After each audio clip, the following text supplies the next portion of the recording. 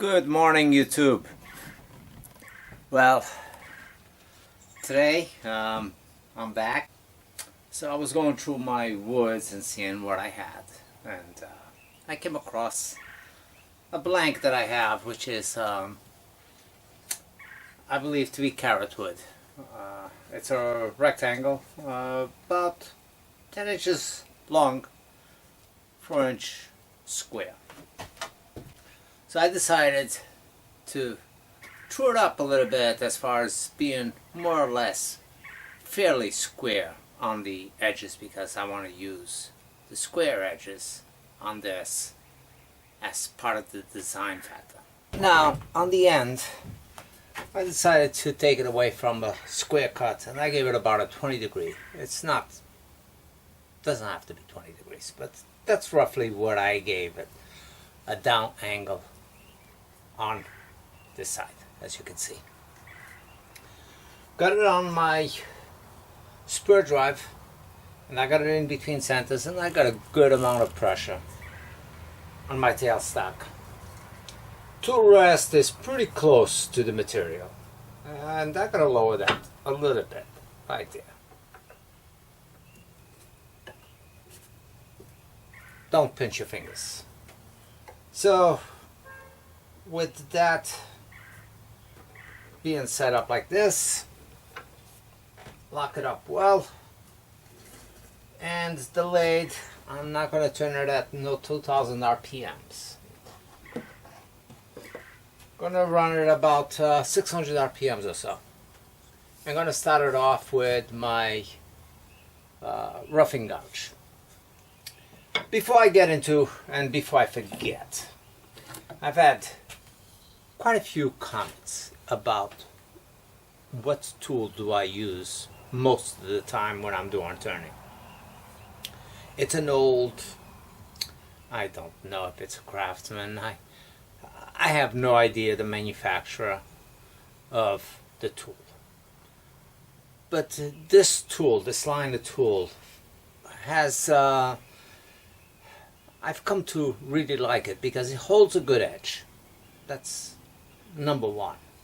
And this thing is shrinking down because I use it almost exclusively for everything I do. And I played with it with different grinds until I found the one I like.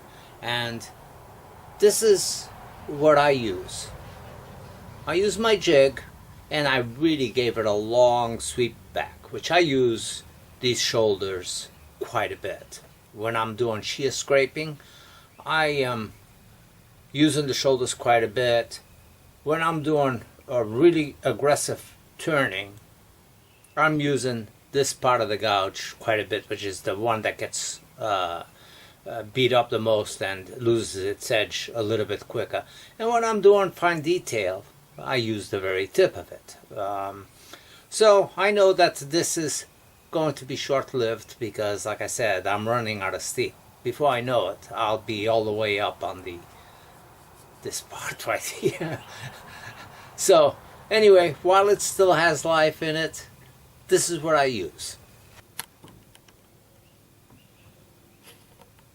I pretty much have this arm set. Once I found an angle that I liked, and this goes through all my gouges.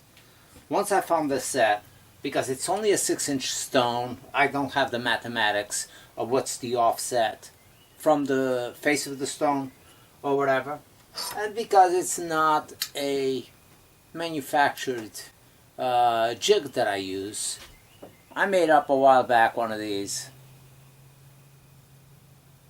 jigs, and I do use somewhat a formula of standards, you know. Let me put that out of the way. So anyway, I do use a formula that is used by a traditional. I can insert this in here, bottom it out, and that's 2 inches offset. Or I can put it up here and eye it anyway and get it to the tip to the edge of this. Lock it up, set it in place, and I'm ready to go and grind. So basically every time I come in here, I just do a little bit of a back, very lightly.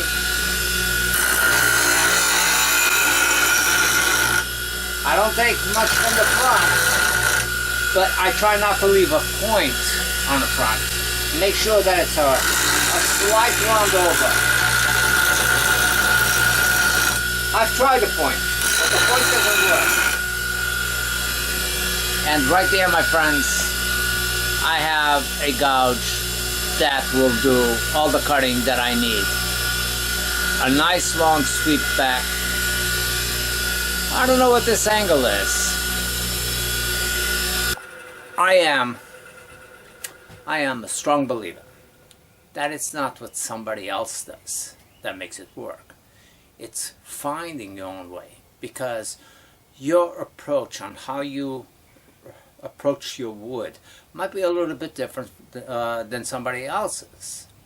So find it, try it. If you don't like it, make a slight adjustment on your angle one way or the other with your tool. Either bring out the arm a little bit further, and once you have it, put a mark on your arm so you know that it's there, even if you push it in out of the way. But next time you need it back to the same tool that you really like the angle you got, pull it back to that mark, lock it up, put it in your jig, do your grind. You'll be right back to where you are with your sharpening. That's what I do. Now, what I do does not mean that it's what you should do. You know,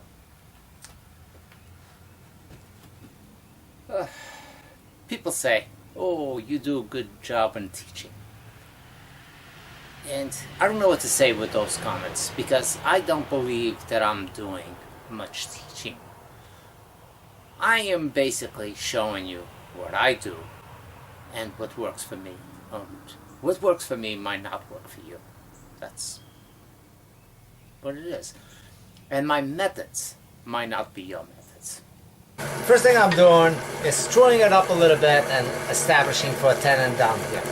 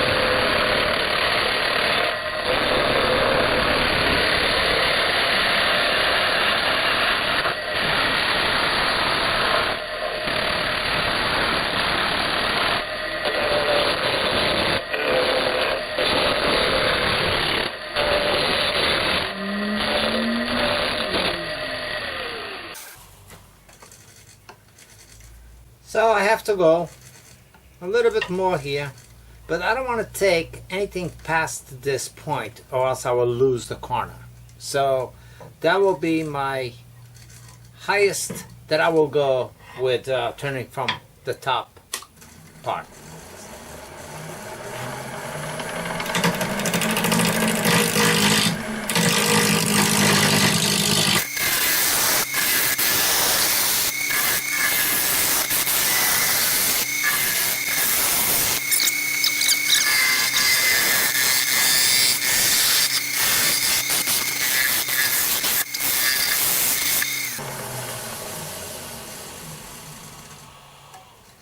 Okay, I want to go up about another 1/4 of an inch on this.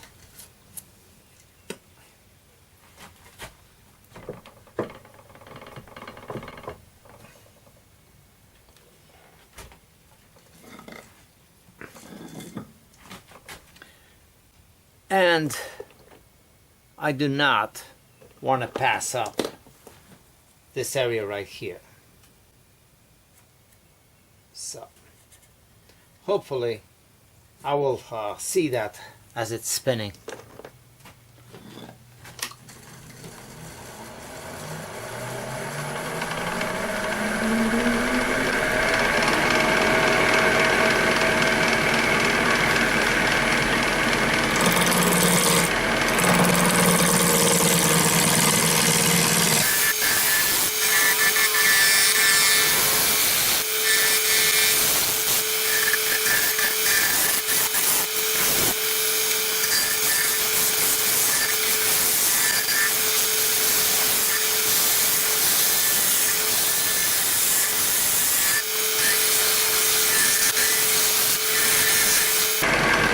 It's time. Spend enough time on this to establish a tenon back here. Do it with my parting tool.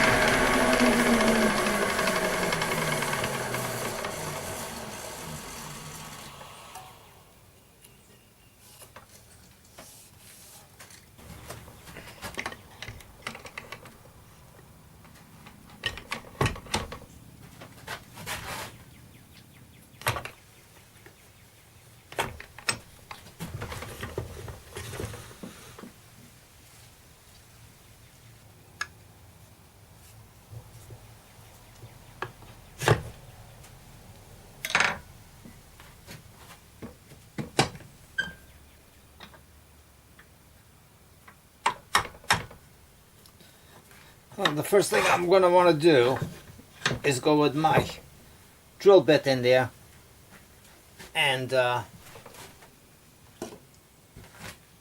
hollow it out as much as I can.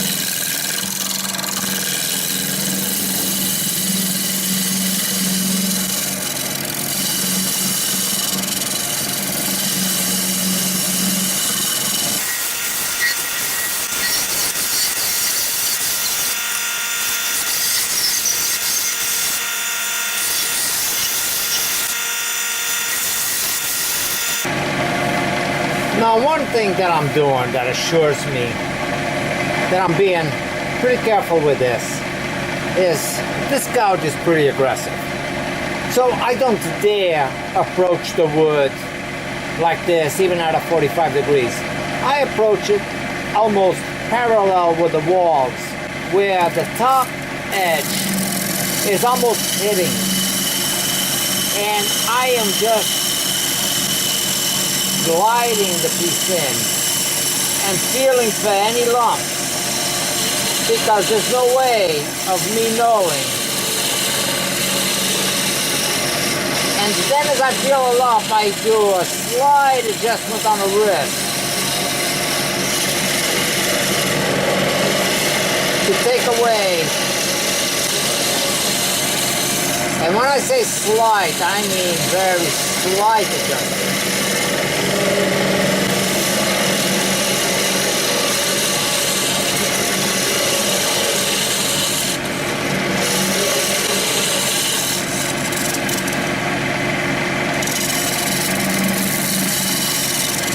Now, I know that I want to take off a little bit on this tip right here, but I'm not going to guess. I'm going to stop it and take a look, because it's very easy for you to go over the top on this. And all I want to do is I want to establish the thickness that I got on these two tips over here. I want to establish the same thickness over here, but I'm pretty close on this corner. This one is the one that's a little further out, so that's going to make it a little bit tougher than what I want. The difference will have to be done with the sanding. I have to take off a little bit on this side. That just means my square was not completely true.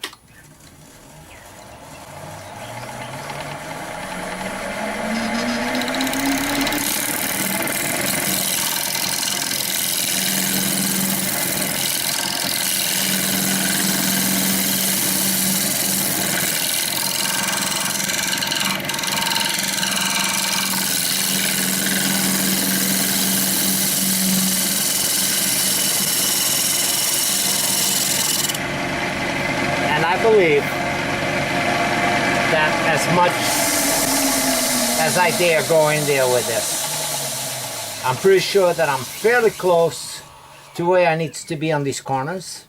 Like I said, this one, and that one are pretty close in size.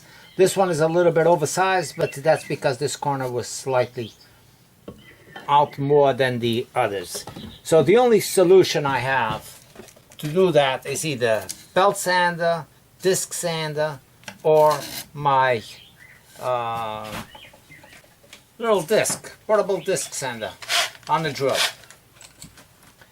And that usually works out pretty well. I also have this side that was the rough cut that I didn't address at the beginning. So I'm going to chew that up.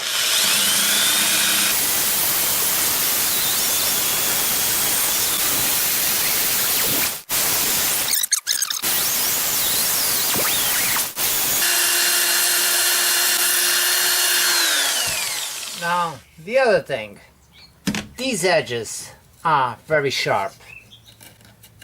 Very sharp. And the way for me to address that is with a rasp.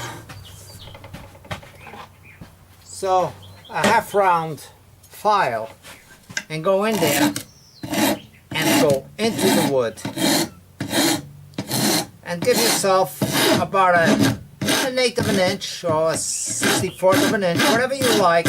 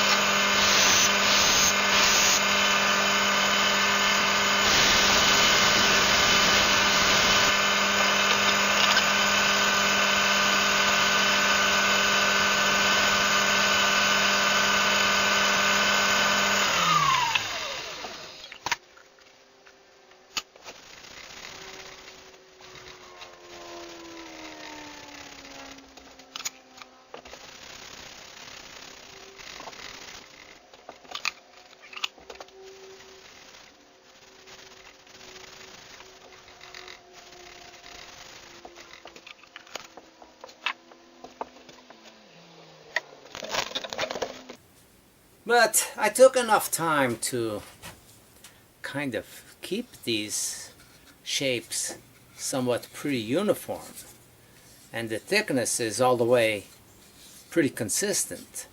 And as far as inside here, well, you saw me using a rasp just to break off these edges, and then sanded it, and that did the piece. That's what it looks like.